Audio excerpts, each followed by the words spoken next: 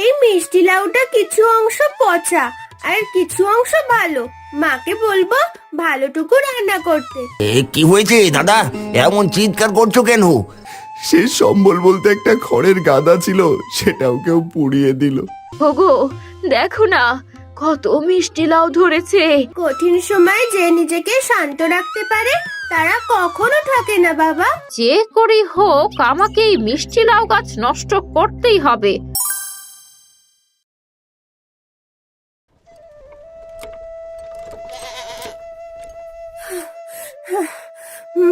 মা, ও মা, দুটো খেতে দাও গো। আজ মিলের সাথে খেলতে গিয়েছিলাম সরিষার মাঠে। আমি না তোরে দূরে কোথাও খেলতে যেতে নিষেধ করেছিলাম, ভুলে গেছিস? আর ঘরে তেমন কিছু তো রান্না করিনি, বাড়িতে গোল আলু ছিল সেটাই ভর্তা করেছি। আজ গরুটা বেঁচে থাকলে আমাদের না খেয়ে থাকতে হতো না। মা, একটু চলো না, কাকিমাদের বাড়িতে গিয়ে দেখি কাকি কি রান্না করেছে। এত করে যখন বলছিস তখন চল গিয়ে দেখি তোর কাকি কি রান্না করেছে।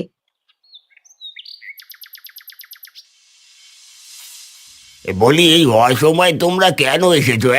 তোমাদের আগেই বলে রাখছি, আমি কিন্তু কিছুই দিতে পারবো না। আমাদের কাছে কোনো টাকা পয়সা নেই। আসলে ভাই বিপদে পড়েছি, বাবা জমিগুলো সব আপনার নামে লিখে দিয়েছে।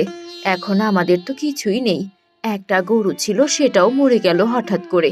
দিদি, এসব আমাদের বলছেন কি জন্য? বাবার কাছ থেকে আমরা তো জোর করে জমি নেইনি। যাই হোক, এখন আপনারা আসতে পারেন।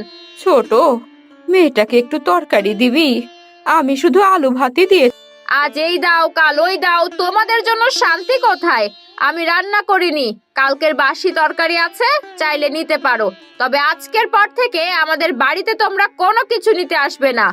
তিনি মা, চল এখান থেকে, তোর জন্য আর কত অপমান সহ্য করব বল। এমন ছোট লোক আত্মীয় থাকলে সম্মান থাকে নাকি? হ্যাঁ, এই চলো, তুমি হা করে দাঁড়িয়ে দেখছোটা কি?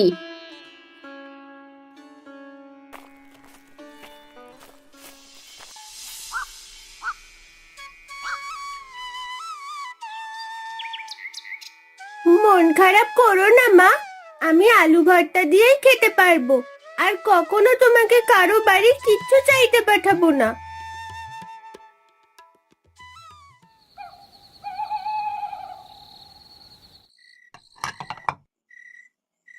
নাও নাও, তোমার জন্য দেশি মুরগি রান্না করেছি। ভাগ্য ভালো তোমার বৌদি দেখেনি, না হলে আমার এত স্বাদের মুরগির মাংস থেকেও ভাগ দিতে হতো।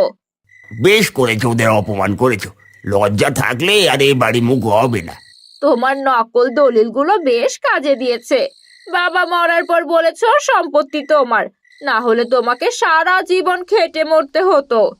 তুমি ঠিক বলেছো গিন্নি, তবে নকল দলিলের কথা কখনো মুখে আনবে না। এই দিয়ালেরও কান আছে। একবার যখন জমি আমি দখল করে নিয়েছি তখন আর ছাড়ছি না। শুধু কি তাই, তোমার ভাইয়ের গরুটাকেও তো মারলে, তা কেমন করে মেরেছো শুনি? তবে শোনো, দাদার গরুটা অনেক দুধ দিত, সেটা আমার একদমই সহ্য হতো না। তাই সেদিন বাড়িতে কেউ না থাকায় পেয়েছি সুযোগ। আজকে বাড়িতে কেউ নেই, এই সুযোগে গরুটাকে মারতে হবে। কি করি? মনে পড়েছে, বাড়িতে ফসলে দেওয়ায় বিষ আছে, সেটাই দেব গরুর খাবারের ভেতর। গদাই তার বাড়িতে আসে, ঘর থেকে বিষের শিশি নেয়, এরপর আবারও গরুর কাছে যায়। এবার বিষ মাখানো খড় খেয়ে মর। দাদার অনেক উপকার করেছিস, এবার দেখি দাদা কেমন করে চলে। আমি কিছুতেই দাদাকে আমার থেকে ধনী হতে দেব না, ভালোভাবে চলতে দেব না।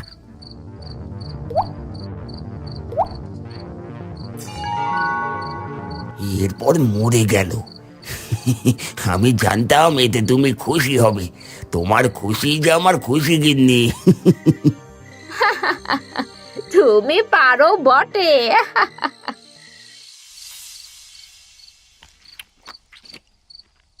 মা, আলু ভর্তা মনে হয় নষ্ট হয়ে গেছে, সকালে করেছিলে। এটা কিভাবে খাবো?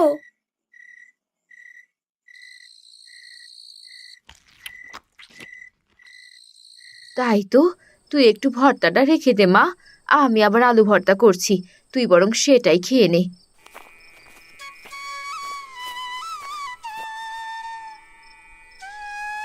ও গিন্নি, একটু জল দাও দেখি, গলাটা শুকিয়ে কাঠ হয়ে গিয়েছে। এই নাও জল। তোমাকে এমন চিন্তিত কেন দেখাচ্ছে? আর বলো না গিন্নি, সারাদিন কাজ খুঁজছি, একটাও কাজ পেলাম না। এদিকে বাড়িতে যা খাবার আছে তা হয়তো 2 দিন চলবে, এরপর যে কি করব, তার উপর আমার গরুটাও মরলো। আমাদের গরু কত দুধ দিত, আমার মনে হয় কেউ ইচ্ছা করে আমাদের গরুকে কিছু খাইয়ে মেরে ফেলেছে। এমন কথা বলিস না মা, এতে বিধাতা রাগ করেন। না জেনে কিছু বলতে নেই। যাই হোক, ওগো তুমিও খাবার খেয়ে নাও দেখি।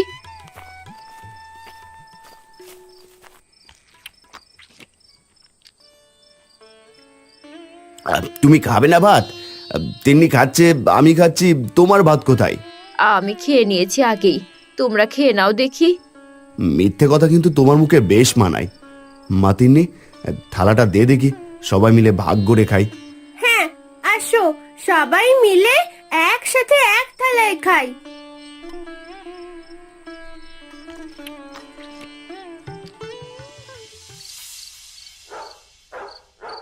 বাবা, এই রাতের বেলা তুমি আবার কোথায় চললে? একটা কাজ পাই কিনা দেখতে যাচ্ছি। জমিদার মশাই তাদের বাড়িতে যেতে বলেছেন। আমার জামাটা নষ্ট হয়ে গেছে, আমার জন্য একটা জামা কিনে আনবে আসার সময়। দেখি রে মা, যদি কোনো কাজ পাই তবে তোর জন্য জামা কিনবো কাজ করে। তুমি যাও তো, ওর কথা শোনো না, সারাদিন শুধু বায়না করে। এটা বলে হারান বাড়ি থেকে বেরিয়ে আসে। হারান যখন মন খারাপ করে হাঁটছিল, তখন একটা গাড়ি এসে হারানকে ধাক্কা দিতে যায়। কি হয়েছে ভাই? আর একটু হলেই তো গাড়ির নিচে পড়তে, মনে হচ্ছে কিছু নিয়ে চিন্তা করছো। আর বলো না ভাই, কাছে টাকা নেই, কেমন করে যে সংসার চালাই। আজ কয়দিন কাজ খুঁজছি, কিন্তু একটা কাজও খুঁজে পেলাম না। জমি নেই যে ফসলও ফলাবো। তোমার তো একটা গরু ছিল ভাই, ভালো দুধ দিত, তাহলে এত অভাব কেমন করে হলো? গরুটা যে মারা গেছে 4-5 দিন আগে। জানি না বিধাতা কিসের পরীক্ষা নিচ্ছেন। ভাই, তোমার তো অনেক বড় খড় গাদা আছে, এখন তো খড়ের অনেক দাম। তুমি এক কাজ করো, যেহেতু তোমার গরু আর নেই, তাই খড়গুলো বিক্রি করে ছোট একটা পানের দোকান দাও। এখন পানের অনেক দাম, পরে আস্তে আস্তে দোকানটা বড় করো। বুদ্ধিটা খারাপ নয়। ধন্যবাদ ভাই, আমি ভালো খদ্দের পেলে খড়গুলো বিক্রি করে দেব। আজ আসি। খড় বিক্রি করে পানের দোকান দেবে? আমি তো সেটা হতে দেব না। কিছু একটা ভাবতে হবে, বাড়ি গিয়ে গিন্নির সাথে আলোচনা করি।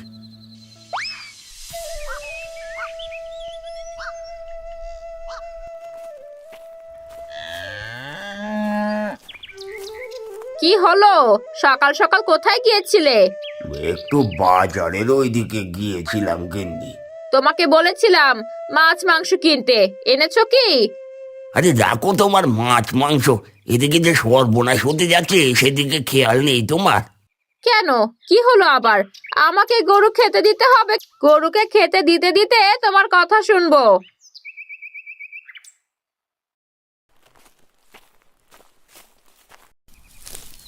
গিন্নি, দাদা নাকি তার খড়গুলো বিক্রি করে পানের দোকান দেবে। তাহলে তো দাদা আবার সচল হয়ে উঠবে, তখন আমার এতদিনের পরিশ্রম বৃথা যাবে। কি বলছো?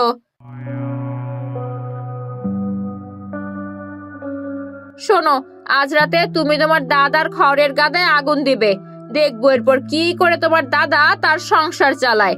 বাহ, তোমার মাথায় যে অনেক বুদ্ধি। তবে আমাদের যা করার সাবধানে করতে হবে, আর অনেক রাতে করতে হবে, যাতে কেউ টের না পায়। এখন শুধু রাতের অপেক্ষা, কি বলো?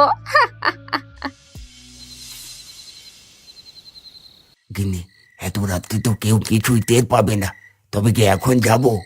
এটাই ভালো সময়, এখন রাত 2টা বেজে গেছে, সবাই গভীর ঘুমে ব্যস্ত। আমরা আমাদের কাজ করতে পারবো, কেউ টের পাবে না। চলো এবার।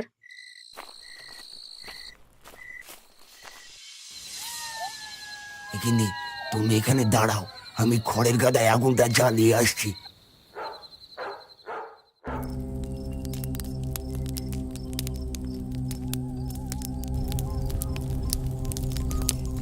কি হলো? হা করে কি দেখছো? তাড়াতাড়ি বাড়ি চলো, না হলে ধরা খেয়ে যাবো তো। হাসছি, এবার চলো এখন তাড়াতাড়ি। এ কি, এত গরম লাগছে কেন? মনে হচ্ছে আগুনের তাপ আসছে। বাইরে মনে হচ্ছে কিছুতে আগুন লেগেছে। চারিদিক আলো আলো হয়ে গেছে। বাবা, মা, ও বাবা, ওঠো না। কি হয়েছে মা? ডাকছিস কেন এমন করে? এত রাতে এ কি? বাইরে এমন আলো কেন রে? আমাদের খড় গাদা ঠিক আছে তো? তাড়াতাড়ি চলো।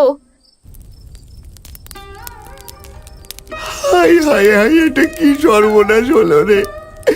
শেষ আশাটাও জ্বলে গেল। আমার ঘরের গাদায় আগুন দিল কে? হায়, কে কোথায় আছো? আমাদের একটু সাহায্য করো। হায় হায় হায়, কে এমন সর্বনাশ করলো আমাদের? বাবা, তাড়াতাড়ি আগুন না নেভালে আমাদের ঘর যে পুড়ে যাবে। মা, চলো পুকুর থেকে জল এনে আগুন নেভাই। তাদের কান্নাকাটিতে আশেপাশের কিছু লোক জমা হয়। সবাই নদী থেকে জল এনে খড়ের গাদায় ছেটায়। অবশেষে আগুন নিভে যায়। যাক, শেষ পর্যন্ত আগুন নেভাতে পারলাম। হে বিধাতা, তুমি এত কিসের পরীক্ষা নিচ্ছ আমাদের থেকে? আপনাদের সবাইকে অনেক ধন্যবাদ। আপনারা না থাকলে আজ আগুন নেভাতে পারতাম না।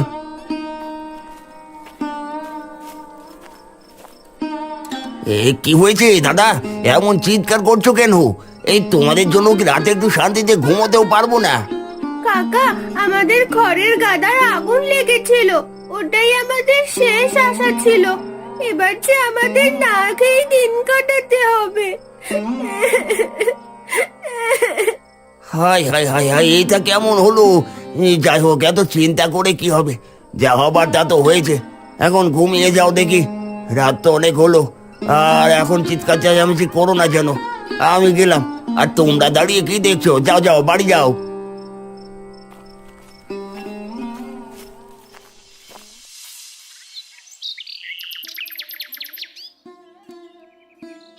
মারে, আমি মিনতি দিদির বাড়িতে কাজ করে 2 কেজি চাল এনেছি। তোর বাবার হাতে কোনো কাজ নেই। তরকারি কি রান্না করি বল দেখি? বাবা মনে হয় মাঠের দিকে গেছে। আমি বাবাকে নিয়ে আসি গিয়ে।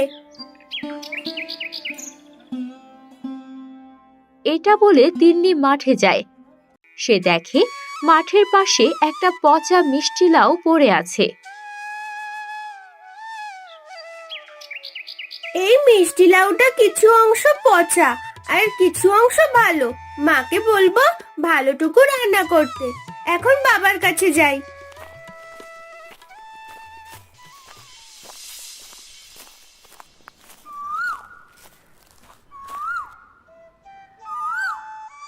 ও হানান ভাই, এভাবে মাঠের কোণে বসে আছো কেন? আমি এক গরিব বাবা। অনেক কষ্ট করে 2 পয়সা রোজগার করি। অনেক কষ্টে পরিবার চালাই। একটা গরু ছিল, বেশ কিছুদিন হলো সেও মারা গেছে। শেষ সম্বল বলতে একটা খড়ের গাদা ছিল, সেটাও কেউ পুড়িয়ে দিল। এখন আমি আর আমার পরিবার কিভাবে চলবো? কেঁদো না হারান ভাই, সৃষ্টিকর্তা একজন আছেন, তিনিই দেখবেন। এই বাড়ি যাও, আমি আসি গো।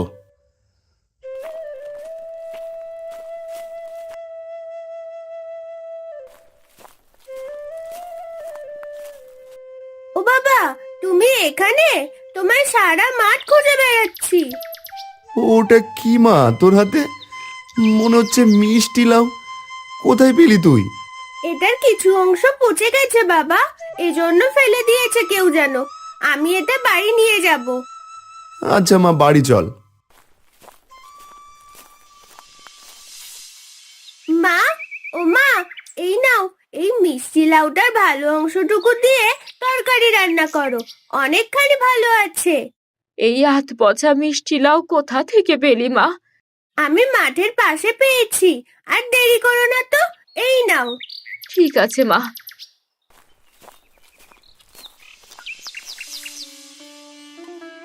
এই পচা অংশ ঘরের কাছে ফেলে দিয়ায়। দেখ, মিষ্টি লাউটার অনেকগুলো বীজ আছে। ঠিক আছে মা, আমি তবে এটা ফেলে দিয়ে আসি। তুমি তাড়াতাড়ি রান্না করো, সন্ধ্যা হতে চললো যে।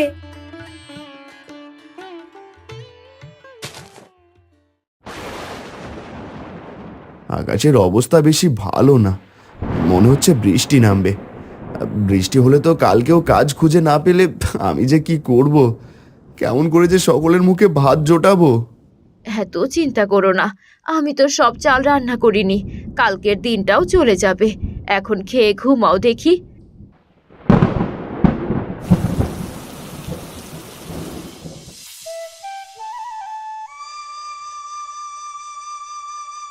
মা বাবা, কাল সারা রাত বৃষ্টি নেমেছে, এখনো বৃষ্টি কম হলো না।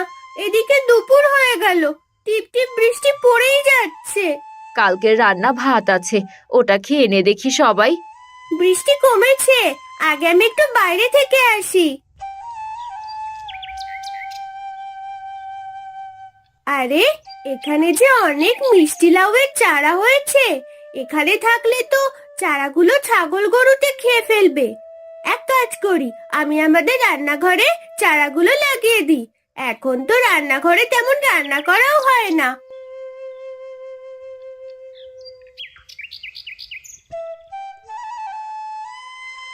তোদের এখানে লাগিয়ে দিলাম, জানালাটা তো সবসময় খোলাই থাকে, এখান দিয়ে ভালো রোদ আসবে।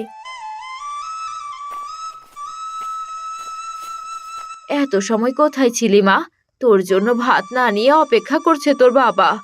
কাল যে মিষ্টি লাউ এনেছিলাম, বৃষ্টির জল পেয়ে তার বীজ থেকে চারা গজিয়েছে, কিন্তু ওখানে থাকলে ছাগলে গরুতে খেয়ে ফেলবে।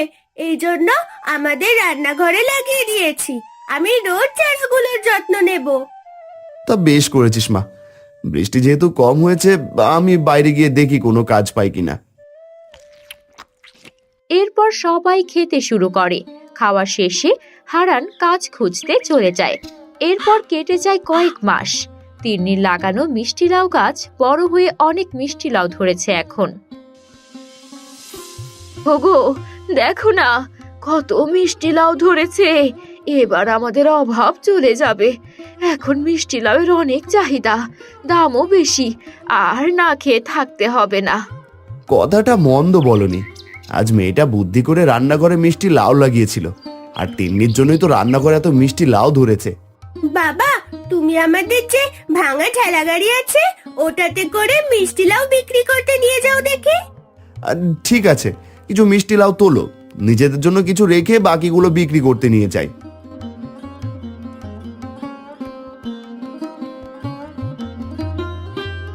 আমি গেলাম মালতী। লাউ নেবেন গো? লাউ, মিষ্টি লাউ, খুব সুন্দর খেতে, দেখতে যেমন সুন্দর খেতেও তেমন সুস্বাদু। লাউ নেবেন গো? লাউ।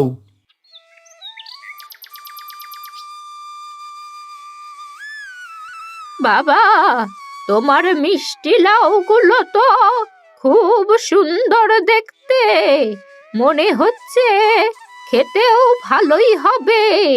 আমাকে একটা মিষ্টি লাউ দাও দেখি। এই নিন বুড়িমা, একটা মিষ্টি লাউ 50 টাকা।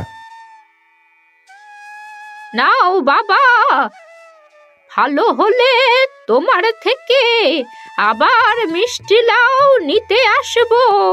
আমি আসি।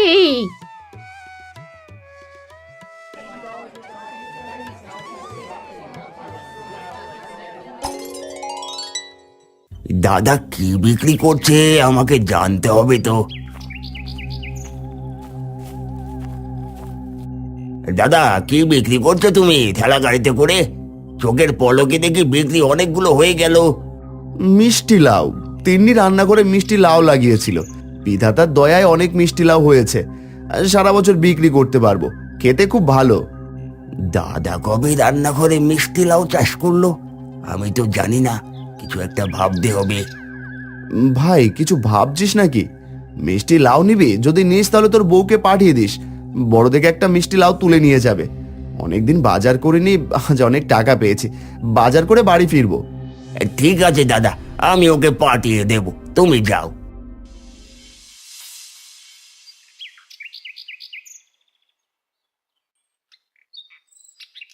ও গিন্নি, বলি ও গিন্নি, শুনছো?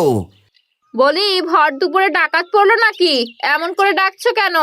দাদা মিষ্টি লাউ চাষ করেছে গো, বেশ লাভ হচ্ছে মিষ্টি লাউয়ে। আমাদের এত জমি থেকে কি করলাম বলো তো? কি বলছো তুমি? ওদের জমি নেই, তাহলে কোথায় চাষ করলো মিষ্টি লাউ? কোথায় আবার, দাদাদের রান্নাঘরে মিষ্টি লাউ করেছে। বলছি সারা বছর মিষ্টি লাউ বিক্রি করলেও নাকি পুরোবে না। আমাদের কিছু একটা করতে হবে। তার আগে বিকেলে গিয়ে দেখে আসি তোমার দাদাদের রান্নাঘরে মিষ্টি লাউ কেমন হয়েছে।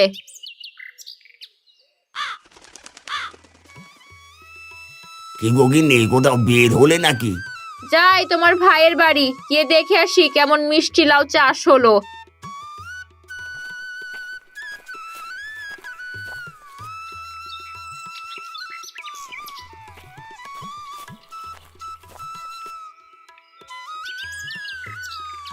ও মা দিদি, কখন এলে?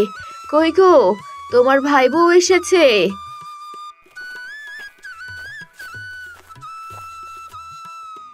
এসেছো?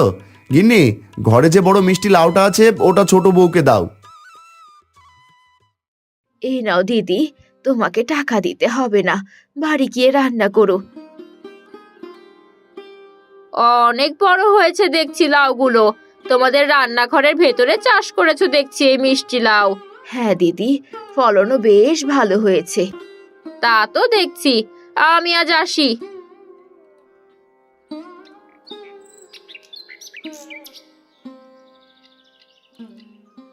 যে করেই হোক আমাকে এই মিষ্টি লাউ গাছ নষ্ট করতেই হবে, না হলে এরা যে ধনী হয়ে যাবে।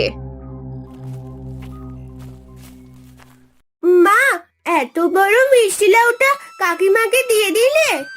আমাদের মনে কোনো হিংসা নেই মা, আর হিংসা করা মোটেও ভালো না। মা তিন্নি, দেখো আরো কত বড় বড় মিষ্টি লাউ ধরে আছে। তোর বুদ্ধিতে আজ রান্না করে এমন ভাবে লাউ ধরেছে রে, আমি তো ভেঙেই পড়েছিলাম। কঠিন সময় যে নিজেকে শান্ত রাখতে পারে তারা কখনো থাকে না বাবা। ঠিক বলেছিস মা।